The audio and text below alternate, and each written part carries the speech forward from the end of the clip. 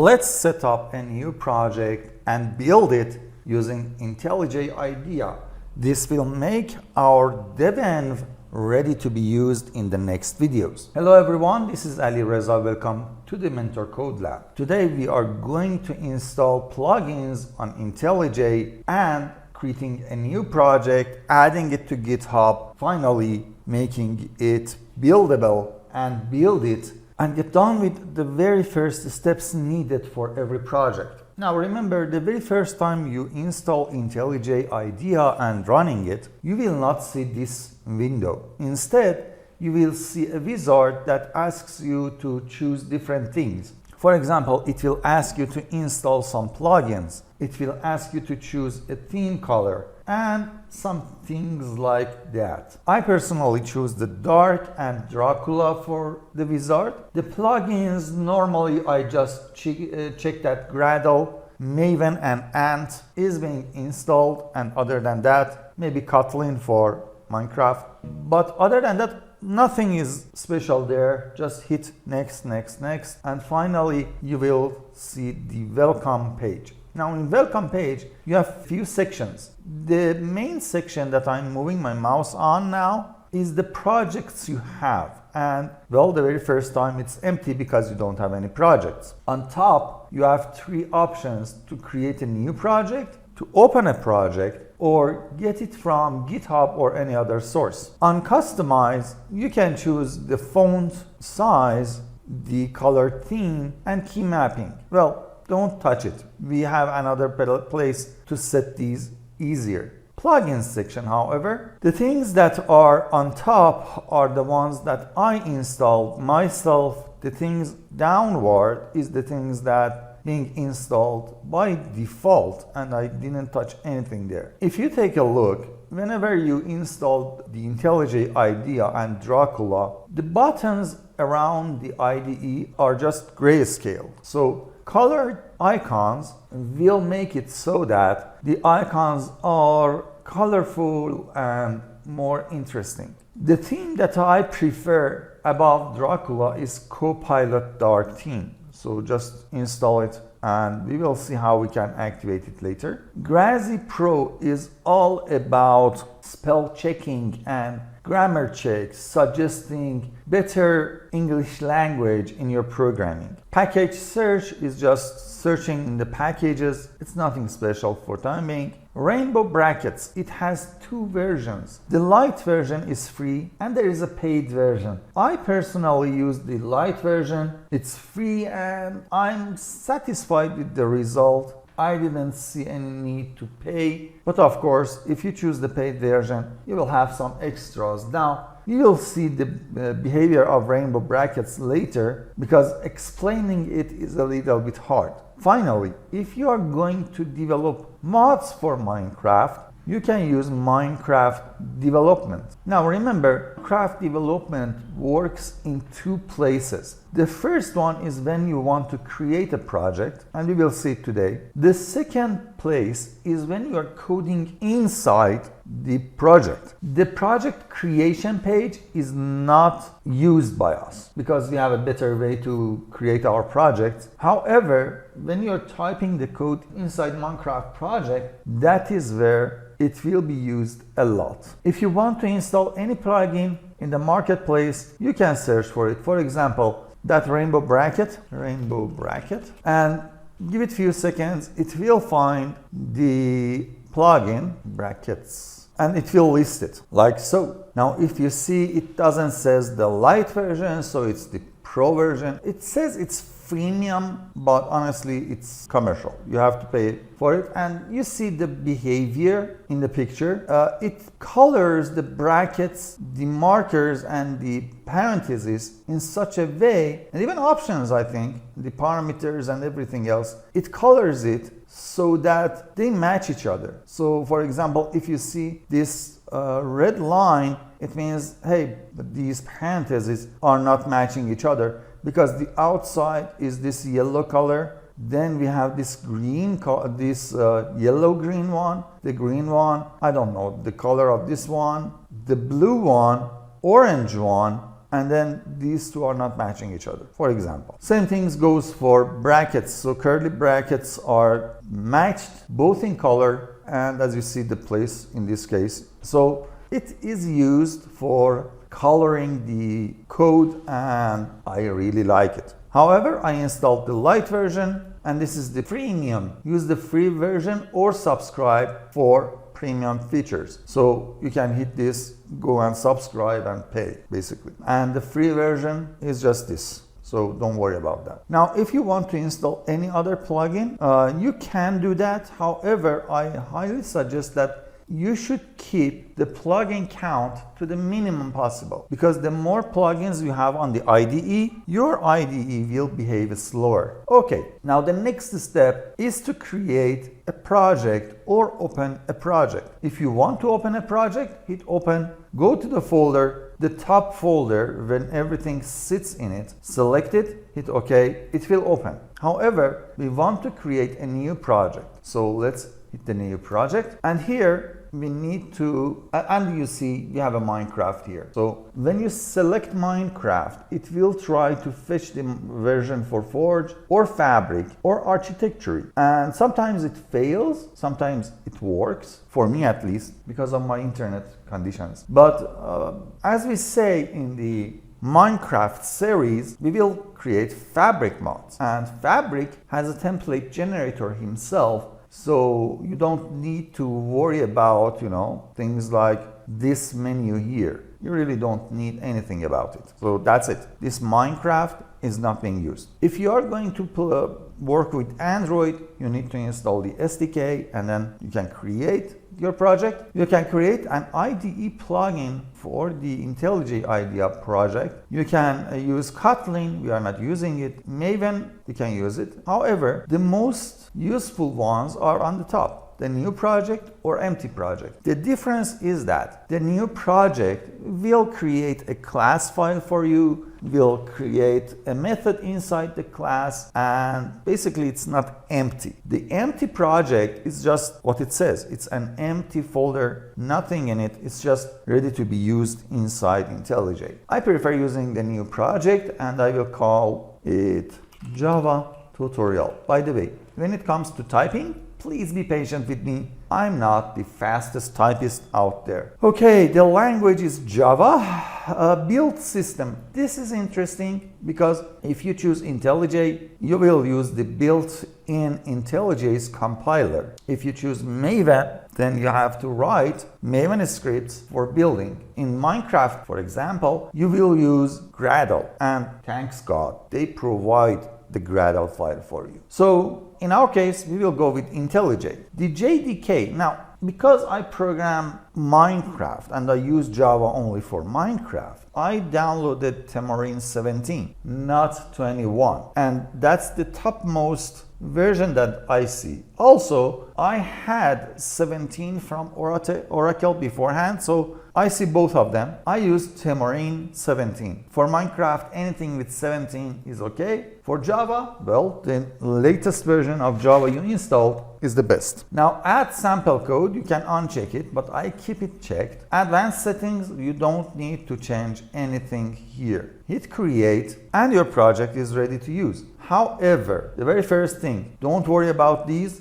We will come to these in the next video. Now we need to go further into understanding our IDE and setting things more so that everything is ready. Let's talk about the interface. All around interface, you see buttons and tabs. That's okay. The very first one is the project, and it's open right now. So you see that it's the project folder, and you see everything inside your project folder. However, you have these external libraries. And right now, because we are referencing Temurin Java 17, JDK, you see everything inside of it. When you are using Minecraft as the IDE API and then the Fabric mod loader on top of it, you will have tons of external libraries here, and those are the source codes you will refer or you will come back and learn from it in the future. So external libraries is important. However, they will not include themselves in your final build. They are just references for you to look into and use. Below that,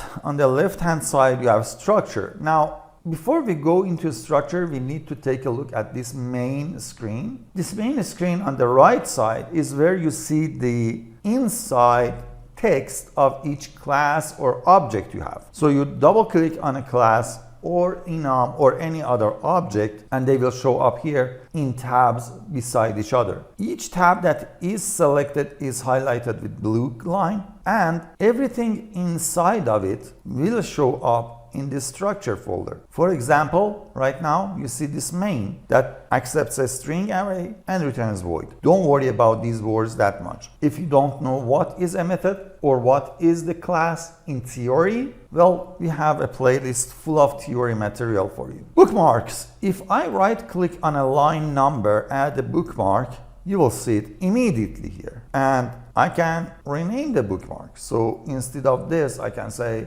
start of the main method, and I will say it here, start of the main method. So bookmarks are a way for you to highlight some lines in different files for your own reference in future. And as you add or delete them, they will show up in the bookmarks tab. Version control is all about GitHub. Right now, we don't have our project on GitHub, so it says that create a repository. We will come back to this later. To do. Now, I need to tell you about comments in another video, but keep in mind, when we have a comment, if you use to-do words in the comment, immediately you see that it shows up down here. It says main Java on line 5, column 12, it starts with to-do. And whatever I type here, it will show up. For example, explain system class object and println later. And as you see, it completely shows up in here. So it's a planning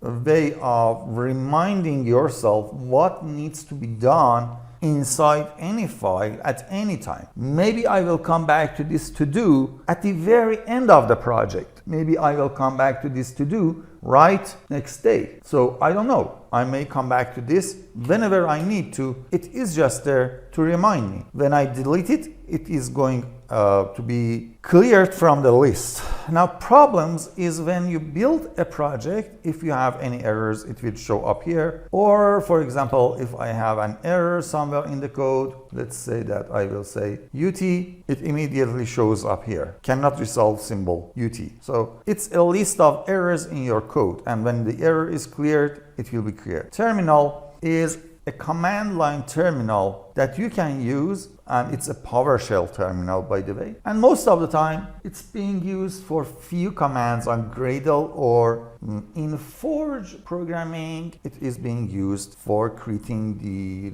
files and runs and tasks here. We don't use it that much in Java programming right now. Services is something that I don't use in Java programming, but if you have services related to any Java, for example, a run configuration type or a drag node, well, you can use services here. You can right click and remove from sidebar, so it will be hidden. Keep in mind, this is hidden only for this project. If I open another project, it will come back up. Of course, I can hide it. Now, what if I want it back? In View, Tool window, you can choose whatever you want. For example, you can choose services again, and it will show up. So Ant, hierarchy, learn, notification, anything else. If you have Gradle in project, then it will show up here, and you can choose Gradle. And that's it, basically. So for example, if you want to have hierarchy, it's here. It will be added here. Now, this is all about the interface. Yeah, you can see some info down here. On top, you can build your project, run a task if you have, debug the task, or if you have an update version for IDE, as you see, I have it now, and it shows up in notification. I deleted the notification, but it's up there. It will yell at you. If you work with a team, you can select a team environment here. However, we have things to do. Let's open File, Settings. This is done only once, and it will remain for every project. So I highly recommend sit down, put time and effort into setting everything here as you like. For example, we choose the Copilot dark theme here inside appearance, and everything else here relates to how the IDE looks. Most of the time I leave it as it is. The new UI, I turned it off.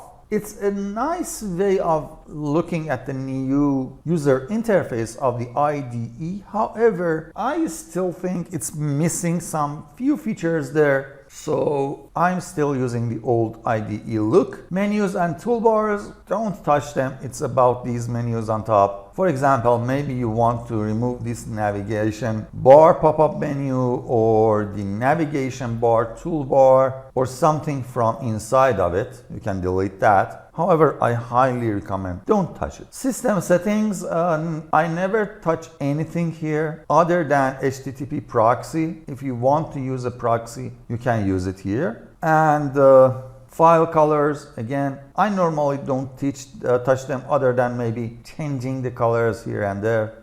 Key map, that's Windows, that's the default, I think. I don't touch it. Editor. Now this is one of the sections that you will go and highly change. For example, the font. As you see, I'm using Fira code. I will put the link for the Fira code down below in the description. The interesting thing about Fira code is the things that you see down below, and they are called ligatures. So you have to enable the ligature. If they don't show up, don't worry. Close the IDE, reopen the IDE, reopen your project, and they will work. So what are these? If you see something like this, it means that, let's show them in here. If I put an exclamation mark without a space and putting an equal, it immediately changes its shape. So they are two characters here, 1, 2. However, the shape is a little bit more different than what we used to have in normal programming languages and IDEs, because they want to show a nicer conditionings or things like that. So for example, if you have an equal and an arrow, they will show like this, a dash and arrow will show like this, and stuff like that. So basically, they are just the looks. The code is still an exclamation mark with an equal, or two equals, or greater and equal, or I don't know,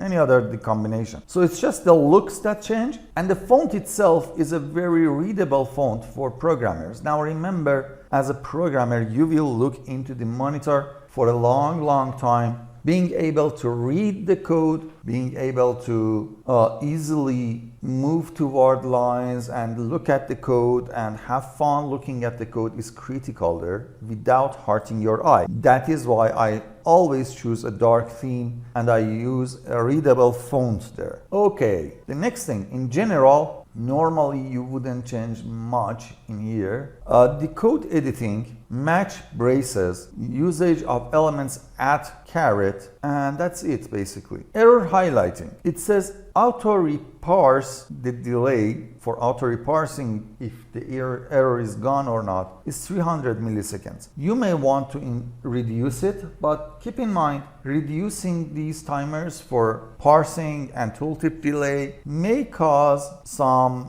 lag in your IDE. However, you can play with these, hit apply and see the result. Color schema, I don't change it at all because we are choosing a theme, and as you see, it's Copilot dark theme, and everything is coming from this theme and the rainbow brackets. However, code style and Java. In the brace placement is one of the things I always change. Normally in Java, you have a condition that these opening curly braces sit at the end of the line. Here, let's show it. They are like this. Okay, this is the condition in the Java as it is by default. So any open curly brace sits at the end of the line for different things like ifs, switches, tries, catches, finally, while, well, it will, but it's not showing up, try, and exceptions, everything else, basically. For every condition in normal Java syntax and formatting, I should say, in formattings, the open curly braces sits at the end of the line. The end curly brace, however, sits on a new line. I don't understand why people like it this way. I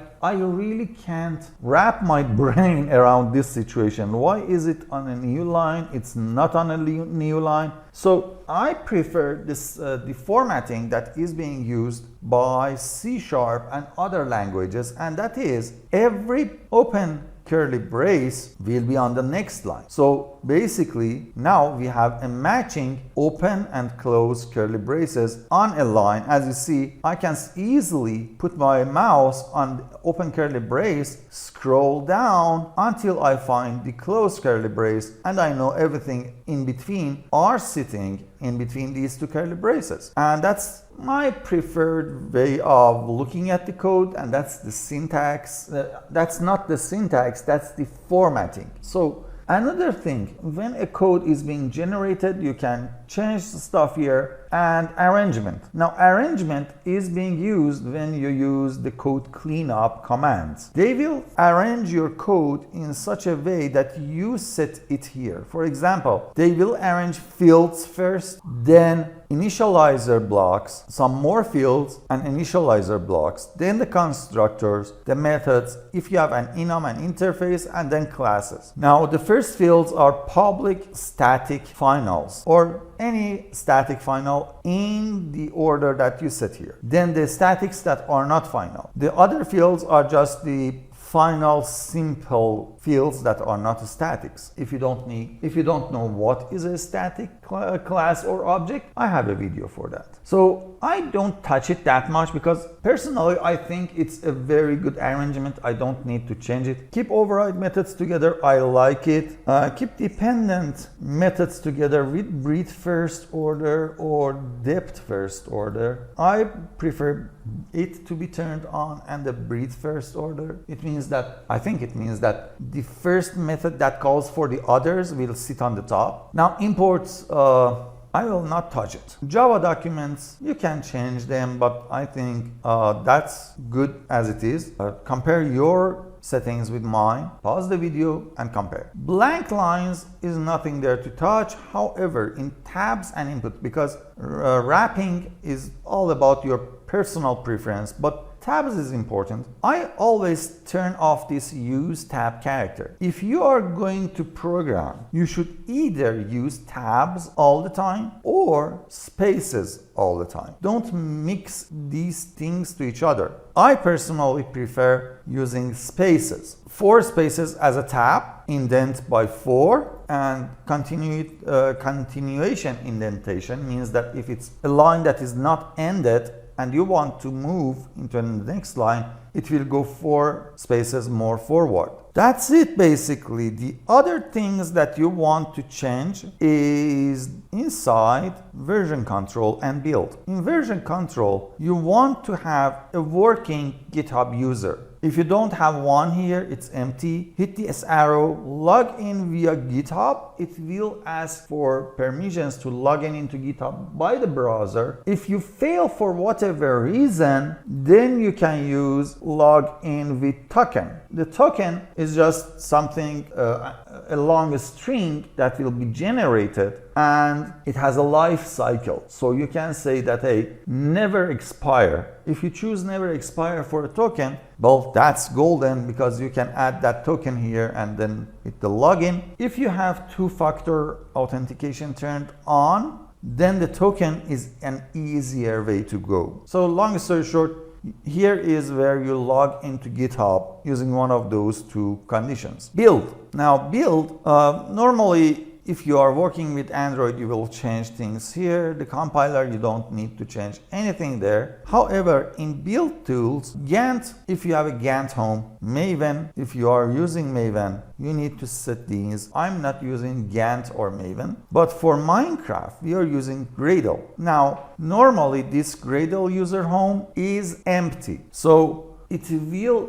download every Gradle artifact into the C folder or C partition of your hard drive. Whatever the name of the hard drive is that your operating system is running on. It means that your operating system hard drive will get full faster and faster by each project you add. And if you are like me using SSD on the motherboard and my SSD is not big enough, so it's just dedicated for Windows, I don't like this situation. I prefer to have this special folder somewhere else on another hard drive, and that is where you can do it. That's about the build. Other than that, I think there is nothing else that you need to touch. However, if you want to take a look, I always recommend that you just sit down, read the line. It's descriptive most of the time with the comments below. If you don't understand anything, you can search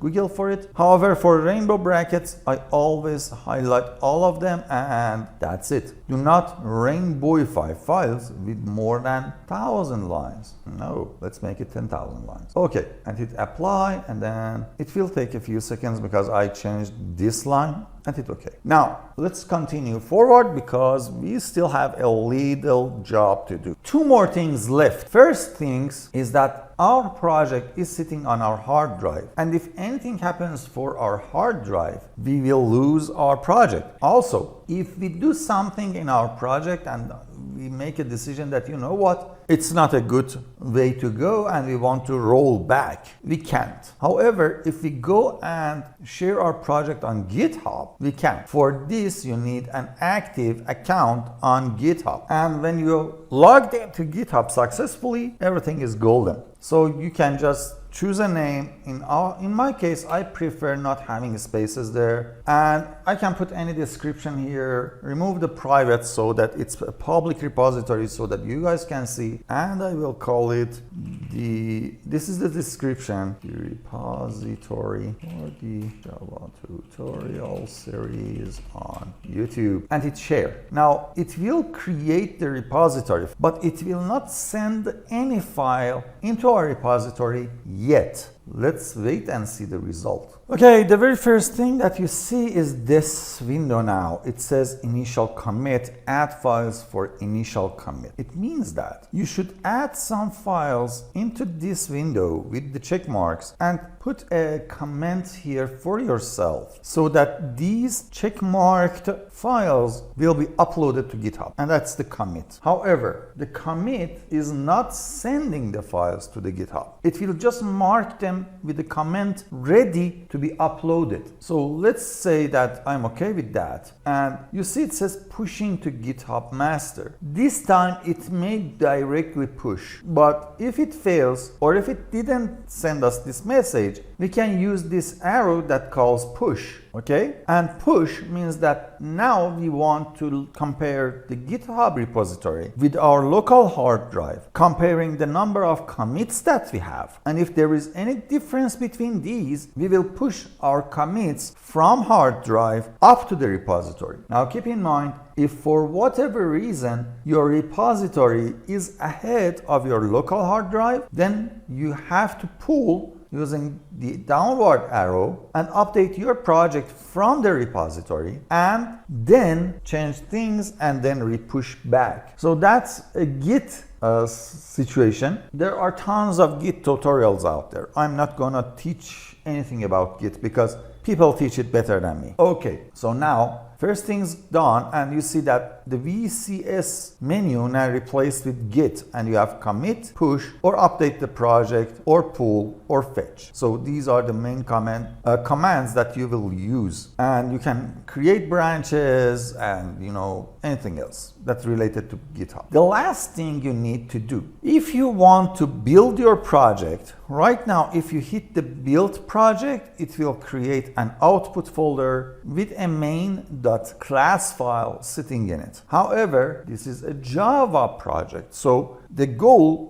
is almost always to have a jar file, not a .class file. How can we do that? We go into File, Project Structure, and come down to Artifacts. Now remember, if you had Maven, you could create a run task using the Maven POM, P-O-M, and you would just run the task. It will create your jar file. However, we are using the internal compiler of IntelliJ, so we need to create the artifacts ourselves because that POM file will create artifacts. Now we want to create that artifacts ourselves using jar from module with dependencies. Now the module is Java. Hitting this folder icon, it will ask which one of the classes you want to use. We want to use main, and that's it. And if you want to include tests, you can do it. Normally people don't do it because test files are just for testing your code before publishing. And between these two, you need to keep extract to the target jar and hit OK. Now we have an artifact, and that artifact has an output layout,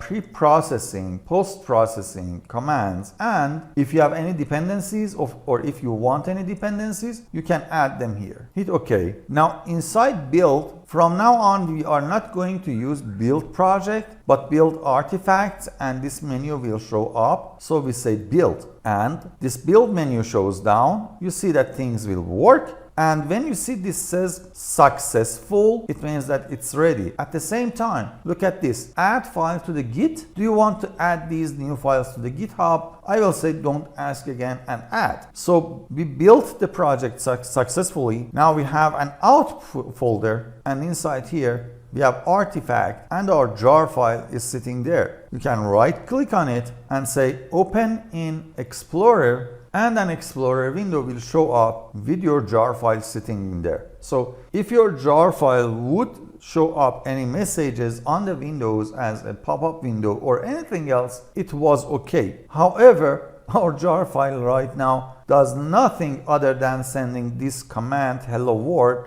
inside the console of the IDE, nothing more than that. Okay, so how can we test it? Is just by playing the current file. So running a task on current file means that it will do this. It will compile the code using the build project and get a main class file. So if I choose open in Explorer, you will see that it is a main.class. Okay, then using some Java arguments, it will look into this out production Java tutorial, and use the main.class there, executing it. Executing that file means that it will find this static method that accepts some arguments and just run the code inside of it, and it says, hey, print this string on the window. Don't worry about this. We will come back to this in the next video, but you will see it, and the process is terminating because there is nothing else to run, and that's it. So if your jar file is being compiled into jar, you have the way. If you want to run and see the result right now, you can use the run main.java. Remember, if you choose another file, running that file means that, hey, we are running that file and we will not see this file anymore. The debug is used for error handling. We will come back to error handling later in the series, not right now because it's a little bit more advanced. If you like these videos, please subscribe to the channel, hit the like button, and turn on that bell so that when I publish a new video, you will get informed. Have fun everyone, bye!